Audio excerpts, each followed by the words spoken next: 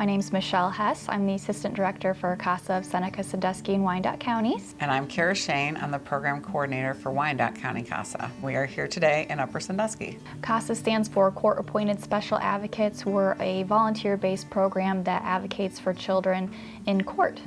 So we believe children deserve a safe, permanent, supportive environment in which to live. Children's Services is going to receive a report that something's going on with the family. Children's Services is then going to investigate, see what help they can provide to alleviate that concern.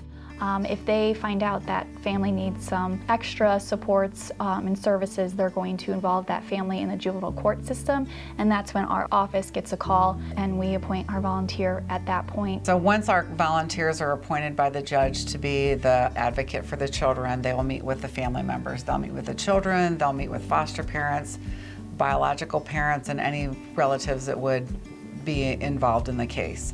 Our volunteers go do home visits, they go to court hearings for the children. They're also involved with schools like an IEP meeting or even with their counselors to see how things are going, just to be on the same page as Job and Family Services on what the children need, how the children are doing and progressing as a family. And the goal is always reunification for the family, but our volunteers are there every step of the way to find out what is in the children's best interest. And a lot of times the parents appreciate that someone's just there for their kiddo, like that they're looking out for what the child's best interest, not what the government says they should be doing or removal, but just what their kids are looking for and what their kids need. So a lot of times it's very positive with the parents. I would say the biggest issue would be drugs and alcohol for our families, and of course mental health. They kind of go hand in hand.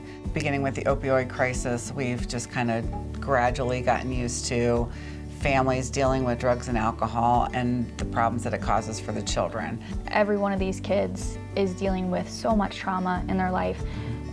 A layer of it coming from the issue going on in their family, and then the other layer of having to be removed from their family. There's not one kid that doesn't want to be around their parents, no matter what has gone on in their home life. They want to be with their family. That's their family. Many times in these situations, children are removed from their homes and they have to change schools depending on if a family member can take them or if they have to move into foster care.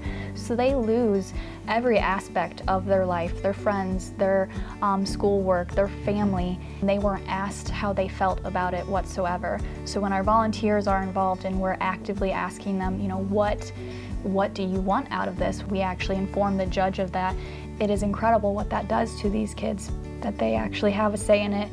And I think it's important for them to know that they matter. Somebody in this community is looking out for them and caring for them. They're just another supportive adult, and these kids really deserve an extra supportive adult in their life. If we don't have those kind of people in our community, then our community suffers. The one common goal of our volunteers is that they just want to help kids. That's why they came through our doors. That's why they went through our training and are taking these cases. Their heart is in it, and this is what they want to do. A good analogy that we share with our volunteers is a gentleman was walking down the beach and there was countless starfish. This gentleman's throwing these starfish back in the water, and someone comes up to him and says, why are you doing that? There's hundreds of these starfish. You're not going to be able to save them all.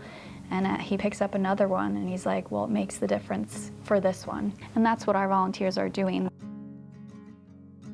The good days are when you've placed a child in a safe home where they're happy. Recently we had a young mom who was struggling with drugs and alcohol and also mental health, and she was able to progress towards having unsupervised time, and she was able to get her little girl back into her home, and that was a good day. We have a CASA conference down in Columbus, and one of our former CASA kids was there as an attorney and got in contact with the office wanting to see if her volunteer was still around so she could see her again as an adult. So I thought that was pretty cool. And in relationships like that, as the years go on and they remain that contact, they get to see this ripple effect that they made in this child's life. And this volunteer work is like no other volunteer work out there. Infinite possibilities of positive impacts that you can make.